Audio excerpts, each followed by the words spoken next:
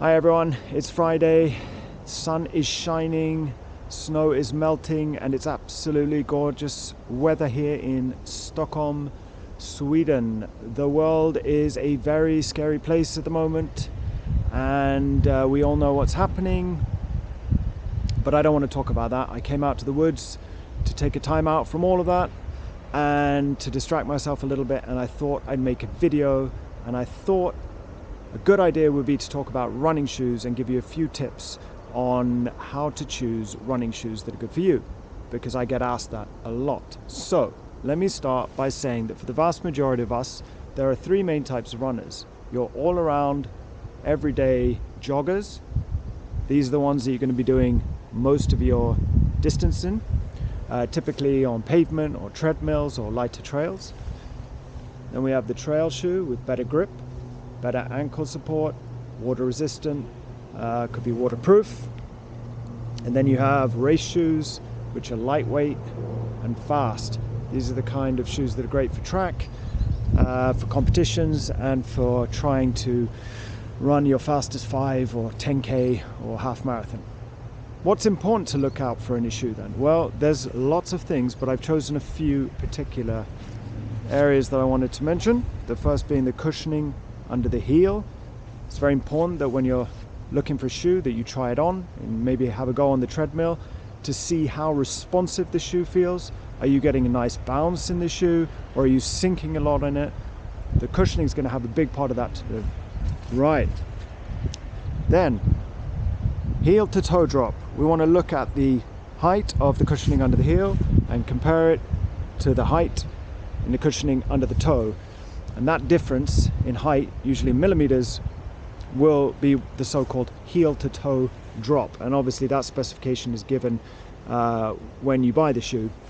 It's important to note that down and remember that for the future, because when you change running shoes, you want to make sure that the heel to toe drop doesn't deviate too much, because it could increase the risk of injury.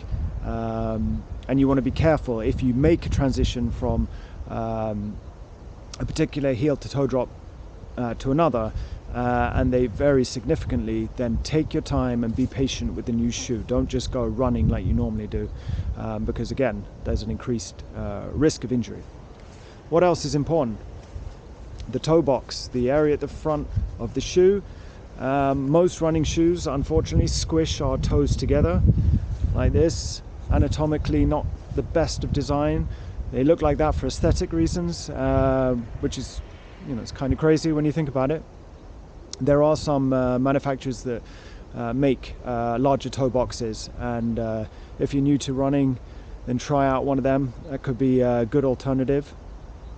And finally, the weight of the shoe. Fast shoes, competitive shoes are usually lighter, and the heavier shoes usually give better stability and support. And I just wanted to round off the video by saying that the most important thing is that a shoe feels comfortable. As in, when you are to choose which shoe is correct for you, then the one thing that you should be spending most attention on is, does it feel comfortable to wear? Because there's not a lot of research into this area, but there are indications that that is the most important factor, is how comfortable do these shoes feel when I put them on, when I walk in them, and then when I run in them.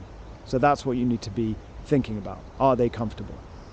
And the final word of advice is that if you do find a pair of shoes that you really enjoy and you run in them a lot, and then you're going to change running shoes, then word of advice would be to continue with the same brand and the same shoe model, if possible, to minimize injury risk. You can, of course, change to other shoes, but then be careful, because all changes in running shoes and running shoe models could increase injury risks.